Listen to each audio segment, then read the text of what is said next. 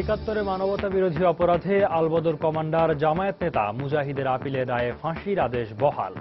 রাষ্ট্রপক্ষের সন্তোষ, রিভিউ চাইবে আসামিপক্ষ। বাংলাদেশে সুষ্ঠু গণতান্ত্রিক পরিবেশ বিরাজ করছে, এগিয়ে যাচ্ছে উন্নতির দিকে। ব্রিটিশ পার্লামেন্টে সংবর্ধনায় প্রধানমন্ত্রী শেখ হাসিনা। দেশে গণতন্ত্র, আইনের শাসন ও জানমালের নিরাপত্তা নেই। গুলশানে আইনজীবীদের সঙ্গে মতবিনিময় সভায় বেগম খালেদা জিয়া। রাজধানীর ইস্কাটনে জোড়া খুনের ঘটনায় এমপি পুত্র রনির জামিন আবেদন নামঞ্জুর, অসুস্থতার কারণ দেখিয়ে শুনানিতে অনুপস্থিত। এবং সরকার ও আইওএম এর উদ্যোগে দেশে ফিরিয়ে আনা হলো পাচার হয়ে যাওয়া আরো ৪৭ বাংলাদেশিকে। আরো ৩৭ জনের পরিচয় শনাক্ত। প্রক্রিয়া চলছে ফিরিয়ে আনার।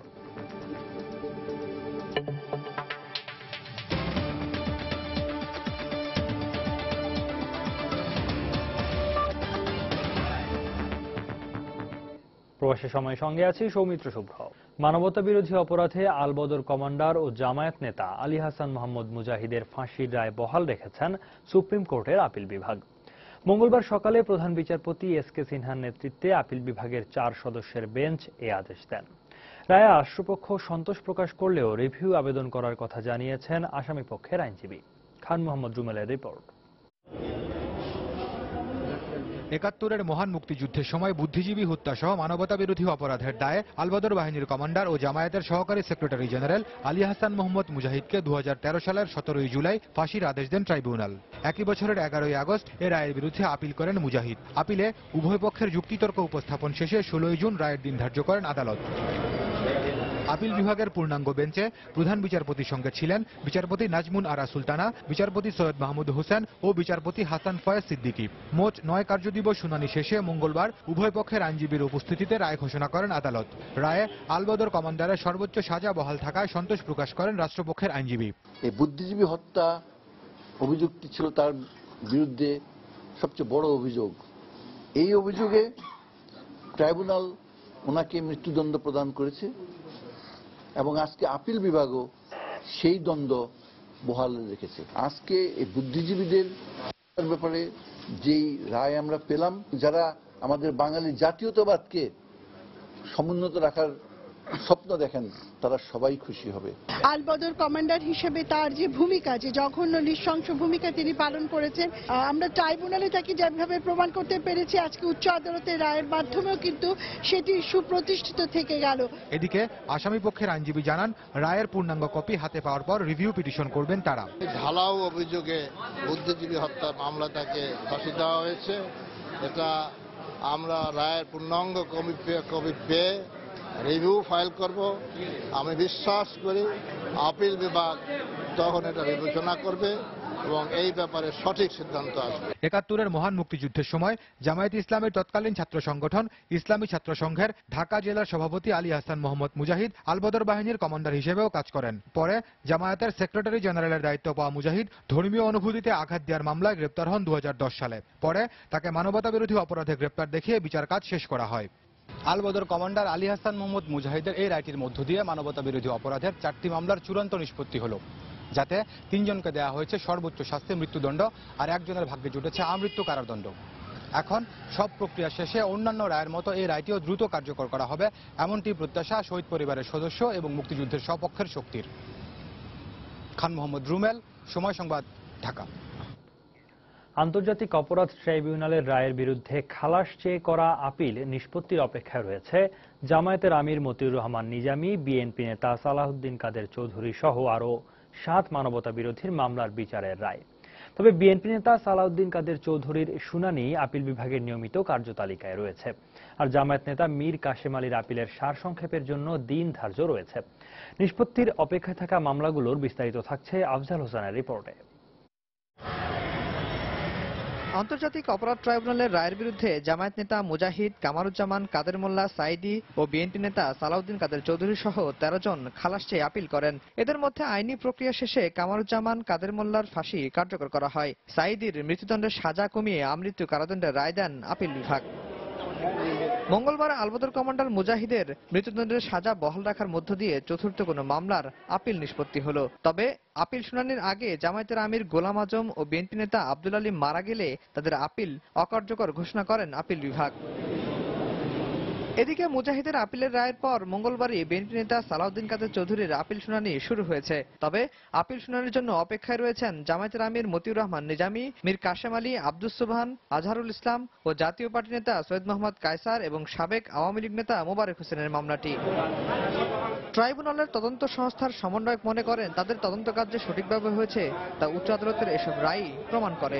আমাদের এই পর্যন্ত যেগুলো মামলা আমরা করেছি সবগুলোতে আমরা ভালোভাবে তদন্ত করেছি এবং সবগুলোতে আমরা সফলতা পেয়েছি। আজকে যে মামলাটি আমরা রায় পেলাম, এটা তো অলরেডি বিচারিক আদালত একটা রায় পেয়ে এসছে, সেখানে আমাদের তদন্ত সঠিকভাবে ছিল, এটা প্রমাণ হয়েছে। আন্তর্জাতিক অপরাধ ট্রাইব্যুনালের রায়ের বিরুদ্ধে যে 13 জন মানবতা বিরোধী উচ্চ আদালতে খালাস চেয়ে আপিল করেছিলেন, জামায়াত নেতা আলী হাসান মোহাম্মদ মুজাহিদের আপিল নিষ্পত্তির মধ্য দিয়ে চতুর্থ কোনো মামলার আপিল নিষ্পত্তি হলো। আর মঙ্গলবার থেকে বিএনপি নেতা সালাউদ্দিন কাদের চৌধুরীর আপিল শুনানি শুরু হয়েছে। আর আপিল শুনানির জন্য অপেক্ষা করছেন জামায়াতের আমির মতিউর রহমান নিজামী, মীর কাশেম আলী, জাতীয় পার্টির নেতা সৈয়দ মোহাম্মদ কায়সার সহ আরও 6 জন মানবতা বিরোধী। রাষ্ট্রপক্ষের প্রত্যাশা অচিরেই এসব মামলার আপিল নিষ্পত্তির মধ্য দিয়ে ফাঁসির রায় কার্যকর করার। আফজাল হোসেন, সময় সংবাদ, ঢাকা। মুজাহিদের ফাঁসির রায় বহাল রাখার পর তাৎক্ষণিক প্রতিক্রিয়ায় আওয়ামী লীগের যুগ্ম সাধারণ সম্পাদক মাহবুব উল আলম হানিফ বলেছেন, বাঙালি জাতি তার দীর্ঘদিনের প্রত্যাশিত রায় পেয়েছে। এ রায় দ্রুত কার্যকর হবে বলেও আশা করে জনগণ। মঙ্গলবার কারওয়ান বাজারে নিজ কার্যালয়ে তিনি এই প্রতিক্রিয়া জানান। বাংলাদেশ আওয়ামী লীগ মনে করে যে এই রায় জাতির প্রত্যাশিত রায়। এই রায় গোটা জাতি সন্তুষ্ট, গোটা জাতি অধীর অপেক্ষায় আসে। এই রায় দ্রুত কার্যকরের মধ্যে দিয়ে এই নরঘাতকদের সর্বোচ্চ শাস্তি কার্যকর করার মধ্যে দিয়ে বাঙালি জাতিকে এই শহীদদের আত্মার অভিশাপ থেকে মুক্ত করা, পর্যায়ক্রমে সকল যুদ্ধাপরাধীর বিচার এবং সেই বিচারের রায় কার্যকর করার মধ্যে দিয়ে এই জাতিকে অভিশাপ মুক্ত করব এবং দেশকে এগিয়ে নিয়ে যাব। এদিকে বুধবার ভোর 6টা থেকে বৃহস্পতিবার ভোর 6টা পর্যন্ত সারা দেশে হরতাল ডেকেছে জামায়াতে ইসলামী। অন্যদিকে হরতালে ঢাকা ও আশেপাশের এলাকায় বাস ও মিনিবাস চলাচল স্বাভাবিক থাকবে বলে জানিয়েছে ঢাকা সড়ক পরিবহন মালিক সমিতি। বর্তমানে বাংলাদেশে সুষ্ঠু গণতান্ত্রিক পরিবেশ বিরাজ করছে বলে মন্তব্য করেছেন প্রধানমন্ত্রী শেখ হাসিনা। সোমবার ব্রিটিশ পার্লামেন্টে আয়োজিত এক সংবর্ধনা অনুষ্ঠানে বক্তব্য রাখেন তিনি। প্রধানমন্ত্রী পার্লামেন্টের সিপিএ কক্ষে প্রবেশ করলে ব্রিটিশ স্পিকার জন বার্কো এবং সংসদ সদস্য কিথ ভাজ তাকে স্বাগত জানান। এ সময় প্রধানমন্ত্রীর তথ্য প্রযুক্তি বিষয়ক উপদেষ্টা সজীব ওয়াজেদ জয় ছাড়াও ব্রিটিশ পার্লামেন্টের নবনির্বাচিত এমপি টিউলিপ সিদ্দিক বক্তব্য রাখেন। প্রধানমন্ত্রী তার বক্তব্যে বলেন, বাংলাদেশ থেকে দারিদ্র্য দূর করাই বর্তমান সরকারের মূল লক্ষ্য। উন্নয়নের দিকে দেশ এগিয়ে যাচ্ছে বলেও মন্তব্য করেন তিনি। সাম্প্রদায়িক সম্প্রীতির কথা বলতে গিয়ে প্রধানমন্ত্রী বলেন, দেশের সব ধর্মের অনুসারীদের যার যার ধর্ম পালনের স্বাধীনতা রয়েছে। এ সময় আরো উপস্থিত ছিলেন রুশনারা আলী, যুক্তরাজ্যে নিযুক্ত বাংলাদেশের high commissioner M A Hannan, Redwan Mujib Siddique, British Bangladesh ব্যবসায়ী আমিন আলী সহ প্রধানমন্ত্রীর কার্যালয়ের কর্মকর্তারা।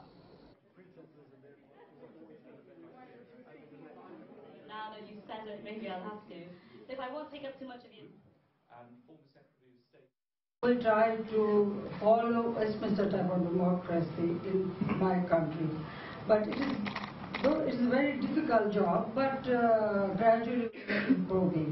Our vision, it is very clear that we want to establish Bangladesh as a poverty-free country, a prosperous country. That is our main aim.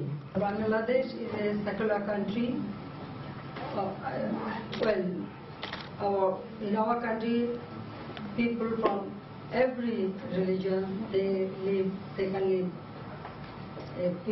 peacefully, and also they can perform their religion according to their choice. দেশ এখন কঠিন সময় পার করছে মন্তব্য করে BNP chairperson Begum Khaleda Zia বলেছেন, দেশে এখন আইনের শাসন বলতে কিছু নেই। এছাড়া গণতন্ত্র, মানবাধিকার ও মানুষের নিরাপত্তা আজ বিপন্ন বলেও মন্তব্য করেন তিনি। মঙ্গলবার রাতে গুলশানের দলীয় কার্যালয়ে এমন কথা বলেন বেগম জিয়া।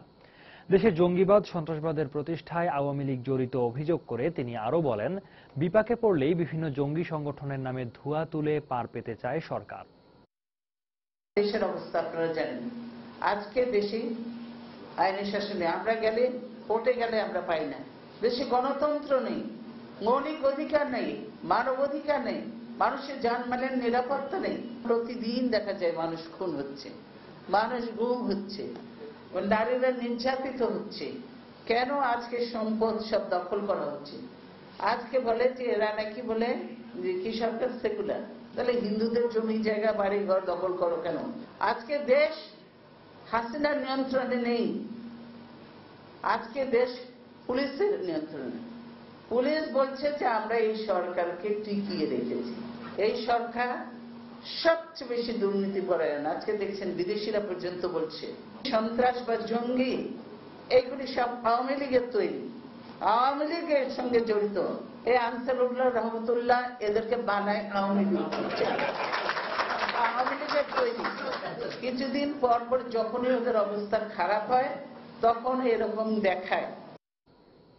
প্রবাসের সময় আরো থাকছে, আবারও শেষ মুহূর্তের গোলে স্বপ্ন ভাঙল বাংলাদেশের।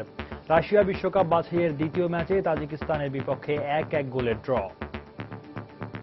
রাজধানীর ইস্কাটনে জোড়া খুনের ঘটনায় অভিযুক্ত এমপি পুত্র বখতিয়ার আলম রনির জামিন নামঞ্জুর করেছেন আদালত। মঙ্গলবার সকালে রনির পক্ষে ঢাকা মহানগর হাকিম আমিনুল হকের আদালতে জামিন আবেদন করা হলে আদালত জামিন নামঞ্জুর করেন। এদিকে রনিকে জোড়া খুনে জড়ানো হচ্ছে বলে আদালতে অভিযোগ করেছেন রনির আইনজীবীরা। তবে পুলিশ বলছে পর্যাপ্ত প্রমাণের ভিত্তিতেই তাকে গ্রেফতার করা হয়েছে। অন্যদিকে স্বরাষ্ট্র প্রতিমন্ত্রী বলেছেন, অপরাধীর পরিচয় যাই হোক তাকে ছাড় দেয়া হবে না। বখতিয়ার আলম রনি অসুস্থ এমন দাবি করে তার অনুপস্থিতিতেই শুনানি করেন আইনজীবীরা। আদালতে তারা রনির চিকিৎসার জন্য অন্তর্বর্তী জামিন আবেদন করেন। এ সময় আইনজীবীরা বলেন, এজাহারে নাম না থাকলেও হয়রানি করতেই রনিকে এ মামলায় জড়ানো হয়েছে। তবে শুনানি শেষে আদালত জামিন আবেদন নাকচ করে দেন। এটা কোনো পরিকল্পিত হত্যা মামলা না। এই আসামিকে অযথা সন্দেহমূলকভাবে ঘটনার প্রায় 2 মাস পরে গ্রেফতার করেছে। এখন শুধুমাত্র হয়রানি করার জন্য পুলিশের সাথে হয়তো বা কোনো মনোমালিন্য ছিল বিধায় তাকে সন্দেহমূলকভাবে এই মামলায় গ্রেফতার করেছে। আসামির নাম এজাহারে নাই। আসামি পক্ষের আইনজীবীদের অভিযোগকে গদবাঁধা উল্লেখ করে গোয়েন্দা পুলিশের এই শীর্ষ কর্মকর্তা বলছেন, পর্যাপ্ত প্রমাণই পুলিশকে রনির কাছে নিয়ে গেছে। তদন্তের একটা পর্যায়ে এসে বেরিয়ে আসে গাড়ির আরোহী হিসেবে রনির নাম বেরিয়ে আসে।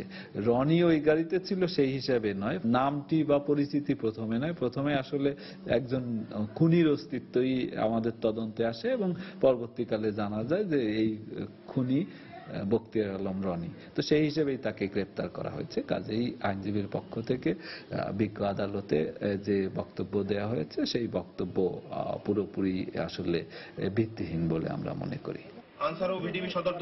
এদিকে রাজশাহীতে এক অনুষ্ঠানে স্বরাষ্ট্র প্রতিমন্ত্রী আবারও বলেন, অপরাধীর পরিচয় যাই হোক না কেন ছাড় দেবে না সরকার।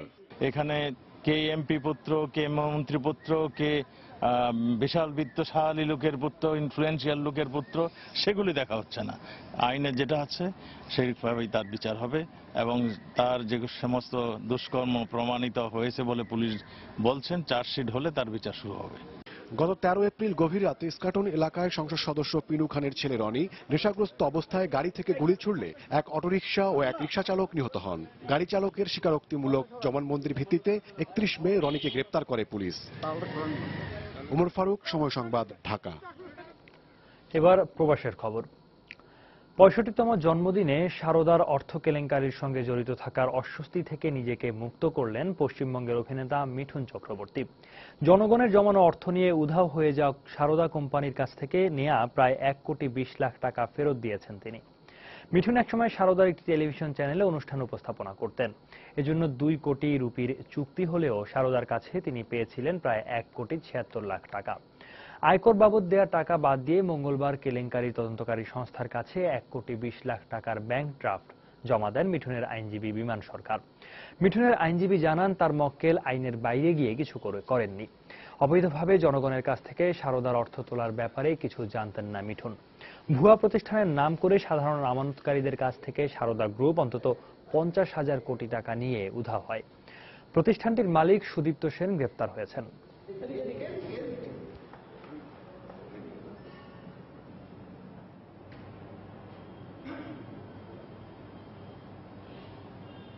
বিদ্যুৎ পরিস্থিতি ভালো থাকায় এবার পহেলা রমজান থেকেই বিপণী বিতানগুলো রাত 10টা পর্যন্ত খোলা রাখা যাবে বলে জানিয়েছেন বিদ্যুৎ প্রতিমন্ত্রী নসরুল হামিদ। মঙ্গলবার সকালে বিদ্যুৎ ভবনে বাংলাদেশ দোকান মালিক সমিতির সাথে যৌথ সভা শেষে তিনি এমন সিদ্ধান্তের কথা জানান। রমজান ও ঈদ উপলক্ষে নিরবিচ্ছিন্ন বিদ্যুৎ সরবরাহের বিভিন্ন দিক নিয়ে দোকান মালিক সমিতির সাথে বৈঠকে বসে বিদ্যুৎ বিভাগ। বৈঠকে রমজানে বিদ্যুতের সরবরাহ ঠিক রাখতে বিদ্যুৎ বিভাগের নির্দেশনাবলী জানানো হয় দোকান মালিক সমিতির নেতাদের। এ সময় বিগত দিনের জ্বালাও পোড়াইয়ের ক্ষতি পুষিয়ে নিতে ব্যবসায়ী নেতৃবৃন্দ 15 রমজানের পরিবর্তে পহেলা রমজান থেকে রাত 10টা পর্যন্ত বিপণী বিতানগুলো খোলা রাখার অনুরোধ জানায়। পরে তাদের অনুরোধ বিবেচনায় নিয়ে নতুন সিদ্ধান্তের কথা জানান প্রতিমন্ত্রী। এ সময় ইফতার ও সেহরের সময় ব্যবসায়ীদের বিদ্যুৎ ব্যবহারে সাশ্রয়ী হওয়ার অনুরোধ জানান তিনি।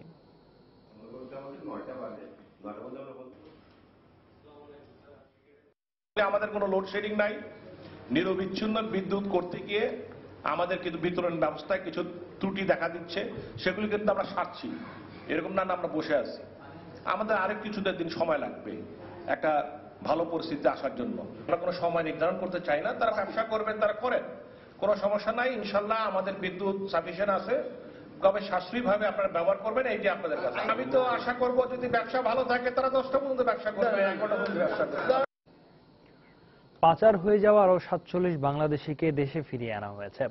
থাইল্যান্ড থেকে আসা একটি ফ্লাইটে সোমবার তাদের দেশে নিয়ে আসা হয়। এদের সবাই অবৈধভাবে সমুদ্রপথে মালয়েশিয়া যাওয়ার সময় থাইল্যান্ডে ধরা পড়েন।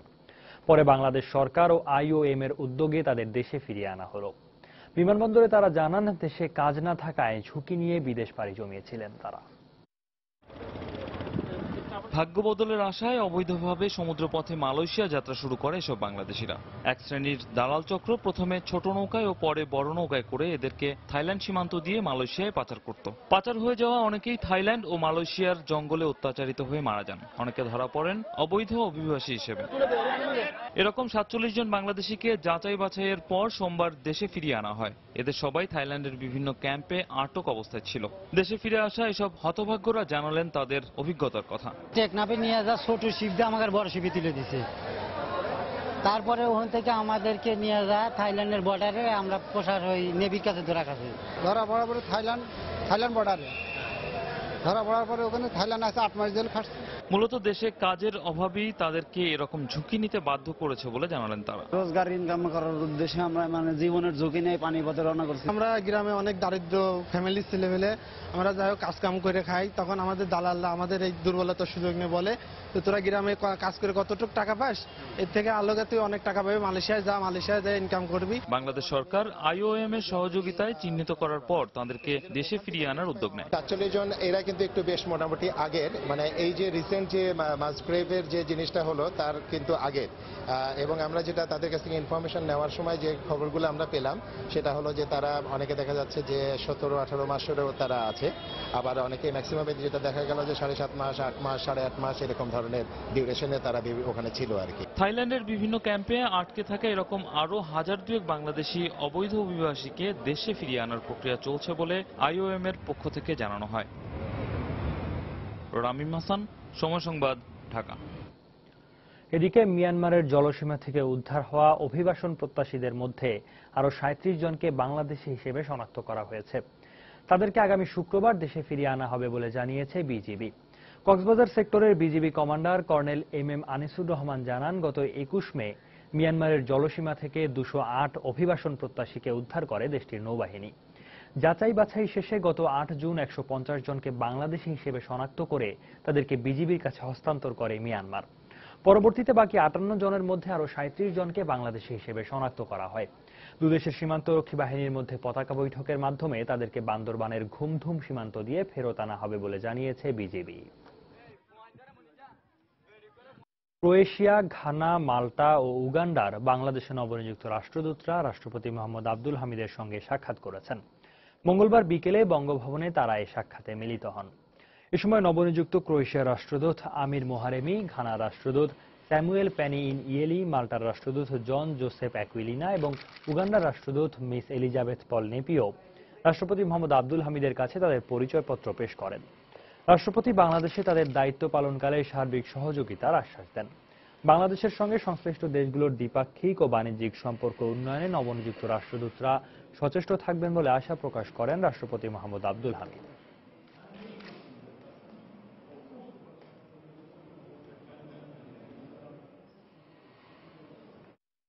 বাংলাদেশ ভারতের মধ্যে তিস্তা চুক্তির ভবিষ্যৎ নিয়ে শঙ্কা প্রকাশ করে পরিবেশবিদরা বলেছেন, সমুদ্র সীমা নিষ্পত্তির মতো বাংলাদেশের উচিত পানির ন্যায্য হিস্যা নিয়ে আন্তর্জাতিক আদালতে আবেদন জানানো। মঙ্গলবার সকালে ঢাকা রিপোর্টার্স ইউনিটিতে এক সেমিনারে তারা এ মন্তব্য করেন। মনে হওয়ার কোনো কারণ নেই যে ন্যায্য হিস্যা অনুযায়ী বাংলাদেশ তিস্তা থেকে পানি পাবে বলে, যে হয়তো একটা কোনো নামকাওয়াস্তে চুক্তি হবে মুখ বন্ধের জন্য, যতক্ষণ পর্যন্ত সেই কোয়ান্টামটা পশ্চিমবঙ্গের মুখ্যমন্ত্রী তার মনোপুত না হয় ততক্ষণ পর্যন্ত আমরা পানি পাবো না। সমুদ্রের সীমা যে নিষ্পত্তি হয়েছে, এইটা ভারতের সাথে দ্বিপাক্ষিক আলোচনা করে এই নিষ্পত্তির পথে গেলে এটা কত বছর লাগতো এবং আদৌ হতো কিনা, এবং যতটুকু পেয়েছি আমরা ততটুকু পেতাম কিনা, এটা নিয়ে ঘোরতর সন্দেহ আছে। পানির ব্যাপারে এই সুযোগটা তৈরি হয়েছে এখন আন্তর্জাতিক পানি কনভেনশনের মাধ্যমে, কিন্তু ভারত এখানে সাইন করে না এবং বাংলাদেশ এখন পর্যন্ত সাইন করে না। বাংলাদেশ ওটা সাইন করবে এবং ওই আন্তর্জাতিক পানি আইনের মধ্যে যদি ভারতকে নিয়ে এই আন্তর্জাতিক পানি আইনের ভিতরে যদি বিষয়টাকে নিয়ে আসে, তাহলে সকল, শুধু তিস্তা না, সকল নদীর বিষয়ে বাংলাদেশের যে অধিকার, সেই অধিকার প্রতিষ্ঠা হবে। যমুনা নদীর পানি বেড়ে যাওয়ায় আবারও ভয়াবহ ভাঙন শুরু হয়েছে সিরাজগঞ্জের বালি-ঘুগরি বন্যা নিয়ন্ত্রণ বাঁধে। গত 2 দিনের ভাঙনে বিলীন হয়ে গেছে বাঁধের কয়েকশো মিটার এলাকা। এতে আশপাশের মানুষ তাদের বাড়িঘর অন্যত্র সরিয়ে নিয়ে যাচ্ছেন। পাশাপাশি ভাঙন ঝুঁকিতে রয়েছে আরও 7 গ্রামের মানুষ। তবে পানি উন্নয়ন বোর্ড বলছে, বাঁধ রক্ষায় স্থায়ী ও জরুরি ব্যবস্থা নেওয়া হয়েছে। সিরাজগঞ্জ থেকে রিঙ্কু কুণ্ডুর পাঠানো তথ্য ছবি নিয়ে ডেস্ক রিপোর্ট। উজান থেকে নেমে আসা পাহাড়ি ঢলে যমুনার পানি দ্রুত বৃদ্ধি পাওয়ায় সিরাজগঞ্জের সদর উপজেলার বালিঘুগরি বন্যা নিয়ন্ত্রণ বাঁধে অস্বাভাবিক ভাঙন দেখা দিয়েছে। গত 2 দিনের অব্যাহত ভাঙনে বাঁধের প্রায় 400 মিটার এলাকা নদী গর্ভে বিলীন হয়ে গেছে। ঝুঁকির মধ্যে রয়েছে আরো 600 মিটার। পানি বৃদ্ধি অব্যাহত থাকায় চরম আতঙ্কে রয়েছেন বালিঘুগরি, ইতালি, বাহুকা ও 5 ঠাকুরি সহ আশেপাশের 7 গ্রামের মানুষ। দুঃখের সীমা নেই, যে বন্যা ভেঙে যেতেছে, ফসল কাজে শেষ হয়ে যেতেছে। 4 বিঘা জমি ধরে লাস্টে, 4 বিঘা জমি ধরে এই বছর ভেঙে এখন লাস্ট মেয়া পাবে এটা হয়ে গেল। ইদানিং যে বার্তা দিছে, পানির যদি বাইরে যায় তাহলে আর এলাকা টিকে রাখার মতন ক্যাপাসিটি নেই। যে বাদুর যে মানুষ আশ্রয় নিয়েছিলাম, এই বাদও আর থাকলো না, আর মানুষ কোথায় যাবো? এদিকে ভাঙন শুরুর পর বালিঘুগরি বাঁধ ও এর আশেপাশের শতাধিক বাড়িঘর অন্যত্র সরিয়ে নেওয়া হয়েছে। স্থানীয়দের অভিযোগ, শুষ্ক মৌসুমে বাঁধটি সংস্কার করা হলে তাদেরকে এই ঝুঁকির মধ্যে পড়তে হতো না। ব্যাঙ্গুই আঙ্গুর দশবি এরা কাম এইরকমই হইব না, এই ব্যাংক আসলে এখন কয়েক বস্তা দিব, কাম টাম হইব, তারপরে ব্যাংক না, কাম হইব না। অবশ্য পানি উন্নয়ন বোর্ড বলছে, বিকল্প বাঁধ তৈরি সহ ভাঙন রোধে নেওয়া হয়েছে জরুরি ব্যবস্থা। এখানে যেহেতু একটা বিকল্প বাঁধ অলরেডি হয়ে গেছে, তো বিকল্প বাঁধের ভিতরে যে জায়গাগুলি আছে, সেই জায়গাগুলি হয়তো পানি ঢুকলে সামান্য পানি ঢুকতে পারে, তবে বিকল্প বাঁধের বাইরে যারা আছেন তারা নিরাপদে আছেন। খুব কম এলাকায় বিকল্প বাঁধের ভিতরে আছেন, রিভার সাইডে আছেন। সেক্ষেত্রে আমরা আশা করছি ওনারা ইতিমধ্যে ঘরবাড়ি সরিয়ে নিচ্ছেন। আমরা আশা করছি যদি কোনো কারণে পানির খুব প্রভাব বৃদ্ধি পায়, মারাত্মক বন্যা সৃষ্টি হয়, সেক্ষেত্রে যদি বাঁধ ভেঙে যায়, তাহলে আমাদের যে বিকল্প বাঁধ অবশ্যই রক্ষা করবে। 2012 সালে 8 কোটি টাকা ব্যয়ে 3.25 কিলোমিটার দীর্ঘ বালিঘুগরি বন্যা নিয়ন্ত্রণ বাঁধ তৈরি করে পানি উন্নয়ন বোর্ড। সময় সংবাদ, সিরাজগঞ্জ। তথ্যমন্ত্রী এবং ঢাকা বিশ্ববিদ্যালয়ের উপাচার্য সহ 25 বিশিষ্ট নাগরিককে জীবননাশের হুমকি দিয়ে আবারও চিঠি পাঠিয়েছে জঙ্গি সংগঠন আনসারুল্লাহ বাংলা টিম 13। গত 1 মাসের ব্যবধানে এ নিয়ে মোট 3 দফায় এ ধরনের চিঠি দিল সংগঠনটি। মঙ্গলবার বেলা 12:30টার দিকে ডাকযোগে চিঠিটি ঢাকা বিশ্ববিদ্যালয়ের উপাচার্যের কার্যালয়ে আসে বলে জানিয়েছেন বিশ্ববিদ্যালয় প্রক্টর। তথ্যমন্ত্রী হাসানুল হক ইনু এবং ঢাকা বিশ্ববিদ্যালয়ের উপাচার্য ডক্টর আ.ম আরেফিন সিদ্দিক ছাড়াও চিঠিতে যাদেরকে জীবননাশের হুমকি দেওয়া হয়েছে তাদের মধ্যে রয়েছেন বিভিন্ন বিশ্ববিদ্যালয়ের শিক্ষক, সাংবাদিক, গণজাগরণ মঞ্চের নেতাকর্মী, প্রগতিশীল ছাত্র সংগঠনের বর্তমান ও সাবেক নেতারা। যুদ্ধাপরাধীর বিচার, জঙ্গি দমন সহ নানা ইস্যুতে তৎপরতার কারণে তাদেরকে হত্যা করা হবে বলে চিঠিতে বলা হয়েছে। এছাড়া প্রাথমিকভাবে 25 জনের নাম প্রকাশ করা হলেও ভবিষ্যতে এ তালিকা আরও লম্বা হতে পারে বলে চিঠিতে হুঁশিয়ারি দেওয়া হয়েছে। এদিকে ঘটনার পর বেলা 2:30টার দিকে শাহবাগ থানায় একটি জিডি করেছেন ঢাকা বিশ্ববিদ্যালয়ের প্রক্টর। একের পর এক হুমকির ঘটনায় উদ্বেগ প্রকাশ করে দোষীদের দ্রুত শনাক্ত ও গ্রেফতারের দাবি জানিয়েছেন তিনি। অন্যদিকে অপরাধীদের ধরতে জোর তৎপরতা চলছে বলে জানিয়েছে পুলিশ। যেহেতু ভিসি স্যারের নামে অলরেডি 3 বার চিঠি এসছে, সে কারণে আমরা উদ্বিগ্ন। যেই কাজটি করুক না কেন, গোয়েন্দা সংস্থার এখন মূল কর্তব্য হচ্ছে কোথা থেকে চিঠিগুলো আসছে সেই উৎসটি খুঁজে বের করা এবং যারা এই কাজগুলো করছে তাদেরকে আইনের আওতায় নিয়ে এসে দৃষ্টান্তমূলক শাস্তির ব্যবস্থা করা। ইতিপূর্বে আরো 2বার এরকম চিঠি এসছে, সেগুলো তদন্ত হচ্ছে এবং আমরা করছি, গভর্নমেন্টের অন্যান্য সংস্থা তদন্ত করে দেখছে। সর্বশেষ চিঠিটাও আমরা গুরুত্ব সহকারে নিচ্ছি এবং দেখছি এবং ওনাদের নিরাপত্তার বিষয়টাও আমরা মাথায় রেখেছি এবং ব্যবস্থা। পরিবেশ বান্ধব শিল্প এলাকা গড়ে তুলতে উদ্যোক্তাদের প্রয়োজনীয় সব ধরনের সুযোগ সুবিধা দেওয়ার ঘোষণা দিয়েছেন শিল্পমন্ত্রী আমির হোসেন আমু। মঙ্গলবার সন্ধ্যায় গুলশানের একটি হোটেলে বাংলাদেশ ইন্ডাস্ট্রিয়াল বিল্ডিং ইনোভেশন সামিটের প্রাক প্রদর্শনী উদ্বোধন অনুষ্ঠানে এ ঘোষণা দেন তিনি। মন্ত্রী বলেন, যতই লাভজনক হোক, পরিবেশের ক্ষতি করে কোনো ধরনের শিল্প কারখানার অনুমোদন দেবে না সরকার। এক্সপোনেট এক্সিবিশন ও ইজি অটোমেশনের পৃষ্ঠপোষকতায় আগামী 10 সেপ্টেম্বর বঙ্গবন্ধু আন্তর্জাতিক সম্মেলন কেন্দ্রে 3 দিনের সম্মেলনটি অনুষ্ঠিত হবে। এ সময় জানানো হয়, পরিবেশ বান্ধব শিল্প ভবন তৈরিতে বিশ্বের বিভিন্ন উন্নত দেশে ব্যবহৃত আধুনিক প্রযুক্তি ও কৌশল প্রদর্শন করা হবে সম্মেলনে। পরিবেশের সুরক্ষা করে সবুজ শিল্পায়নের জন্য আমরা কাজ করছি। আমরা বরাবরই জিরো পলিউশন ও জিরো অ্যাক্সিডেন্ট নীতির ভিত্তিতে শিল্প গড়ে তুলতে বদ্ধপরিকর। এই জন্য আমরা সবুজ প্রযুক্তি ব্যবহারকারী শিল্প উদ্যোক্তাদের কর রেয়াত সহ বিভিন্ন রকম প্রণোদনার ব্যবস্থা করেছি। বর্তমানে যা জাতীয় শিল্পনীতি 2000 প্রণয়ন করা হচ্ছে, তাতেও সবুজ শিল্পায়নের উপর বিশেষ গুরুত্ব দেওয়া হচ্ছে। বাংলাদেশ সফরে ভারতের প্রধানমন্ত্রী নরেন্দ্র মোদীর সঙ্গে বেগম জিয়ার যেন সাক্ষাৎ না হয়, সেজন্য পররাষ্ট্রমন্ত্রী ষড়যন্ত্র করেছেন। সম্প্রতি ভারতের একটি পত্রিকায় বিএনপি চেয়ারপারসন বেগম খালেদা জিয়ার দেয়া এমন বক্তব্য প্রত্যাখ্যান করেছেন পররাষ্ট্রমন্ত্রী আবুল হাসান মাহমুদ আলী। 10ম জাতীয় সংসদের বাজেট অধিবেশনে তিনি এ মন্তব্য করেন। ভারতের নয়াদিল্লি থেকে প্রকাশিত সানডে গার্ডিয়ান পত্রিকায় বিএনপি জামাত জোটনেত্রী বেগম খালেদা জিয়ার একটি সাক্ষাৎকার প্রকাশিত হয়েছে। এই সাক্ষাৎকারে তিনি আমার নামে অভিযোগ করেছেন যে আমি নাকি ভারতের মাননীয় প্রধানমন্ত্রী শ্রী নরেন্দ্র মোদীর বাংলাদেশ সফরের সময় তার সঙ্গে বেগম জিয়ার সঙ্গে বৈঠকের সম্ভাবনা নাকচ করে দিয়েছিলাম। আমি বেগম জিয়ার এই দায়িত্বজ্ঞানহীন অভিযোগের নিন্দা জানাই। এবারে দেশের বাইরের খবর। যুক্তরাষ্ট্রের ক্যালিফোর্নিয়ায় একটি ভবনের 4 তলার বারান্দা ধসে নিহত হয়েছেন 5 আইরিশ শিক্ষার্থী। এছাড়াও এই ঘটনায় আরো বেশ কয়েকজন আহত হয়েছেন বলে জানা গেছে। খবর পেয়ে পুলিশ ঘটনাস্থলে পৌঁছে ধ্বংসস্তূপ উদ্ধারের কাজ শুরু করেছে। প্রত্যক্ষদর্শীরা জানায়, দুর্ঘটনার সময় ওই বাড়িটিতে একটি জন্মদিনের উৎসব চলছিল। তবে বারান্দা ধসে পড়ার কারণ সম্পর্কে এখনো কিছু জানাতে পারেনি পুলিশ।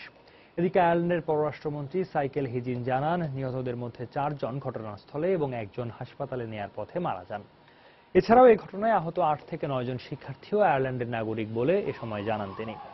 ভবনটির নিচে বেশ কিছু দোকান এবং উপরের তলাগুলোতে অ্যাপার্টমেন্ট বাসা রয়েছে বলে জানা গেছে।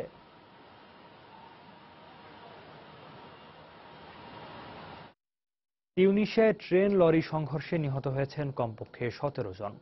এছাড়াও আহত হয়েছেন আর অন্তত 70 জন। মঙ্গলবার দেশটির রাজধানী তিউনিস থেকে 60 কিলোমিটার দূরে দক্ষিণাঞ্চলীয় ফাস শহরে এই দুর্ঘটনা ঘটে।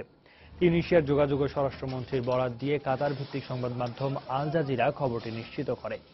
কর্তৃপক্ষ জানায়, ট্রেনটি একটি রেড সিগন্যাল অতিক্রম করার পর রেললাইনের ওপর উঠে পড়া একটি লরির সঙ্গে সংঘর্ষ হলে এই দুর্ঘটনা ঘটে। এতে ট্রেন ও লরির 2 চালকই নিহত হয়েছেন বলে জানা গেছে। নিহতদের বেশিরভাগই ট্রেনের যাত্রী। সেই সঙ্গে নিহতের সংখ্যা আরও বাড়তে পারে বলে জানিয়েছেন দেশটির যোগাযোগ মন্ত্রী মাহমুদ বিন রহমান। এটিকে তিউনিসিয়ার ইতিহাসের সবচেয়ে বড় ট্রেন দুর্ঘটনা বলে মন্তব্য করেছেন দেশটির স্বাস্থ্যমন্ত্রী সাইদ আইদি। 2011 সালে জেল ভেঙে পালিয়ে যাওয়ার দায়ে মিশরের ক্ষমতাচ্যুত প্রেসিডেন্ট মোহাম্মদ মুরসি সহ তার দল মুসলিম ব্রাদারহুডের শতাধিক নেতাকর্মীর মৃত্যুদণ্ডাদেশ বহাল রেখেছেন সেদেশের এক আদালত। দুপুরে তাদের মধ্যে গ্রেপ্তার থাকা মুসলিম ব্রাদারহুডের সর্বোচ্চ নেতা মোহাম্মদ বদিও রয়েছেন। একই সঙ্গে ফিলিস্তিনের হামাস সহ বিদেশি সন্ত্রাসী গোষ্ঠীগুলোর হয়ে দেশের ভেতর গুপ্তচর বৃত্তি করার দায়েও মুরসিকে একই আদালত যাবজ্জীবন দিয়েছেন। এর আগে জেল ভেঙে পালিয়ে যাওয়ার দায়ে গত মাসে মুরসি সহ শতাধিক মুসলিম ব্রাদারহুড নেতাকর্মীর মৃত্যুদণ্ড দেন এক আদালত। তবে আদালতের রায়ের বিরুদ্ধে আপিল করার সুযোগ রয়েছে মুসলিম ব্রাদারহুডের নেতাকর্মীদের। দলটির নেতাকর্মীরা আদালতের রায়কে প্রহসন হিসেবে উল্লেখ করেছে।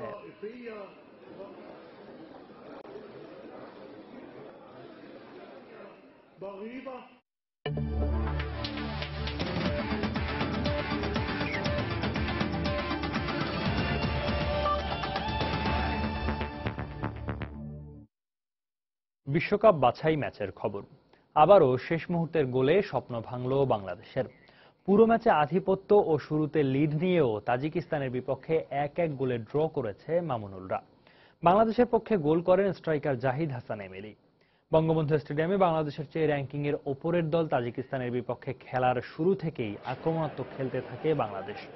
এতে গোলের বেশ কয়েকটি সুযোগও তৈরি করেন মামুনুলরা, কিন্তু স্ট্রাইকারদের ব্যর্থতায় গোলবঞ্চিত থাকতে হয় স্বাগতিকদের। এতে প্রথমার্ধ থাকে গোলশূন্য, তবে দ্বিতীয়ার্ধে বদলে যায় ম্যাচের চিত্র। 49 মিনিটে মামুনুলের ফ্রি কিক থেকে হেমন্তের দুর্দান্ত হেডের বলে 5 ছুঁয়ে বাংলাদেশকে লিড এনে দেন এমিলি। এরপর পুরো ম্যাচে বেশ আধিপত্য দেখিয়েছে বাংলাদেশ, কিন্তু খেলার শেষ দিকে অতিরক্ষণাত্মক কৌশলে খেলা বাংলাদেশ দল ডিবক্সের 20 গজের মধ্যে ফ্রি কিক দেয় তাজিকিস্তানকে। ফলে 87 মিনিটে ফাতুল্লো অসাধারণ গোল করে খেলায় সমতা নিয়ে আসেন। সেই সঙ্গে আবারও তীরে এসে তরি ডোবানোর কষ্ট নিয়ে মাঠ ছাড়েন মামুনুলরা।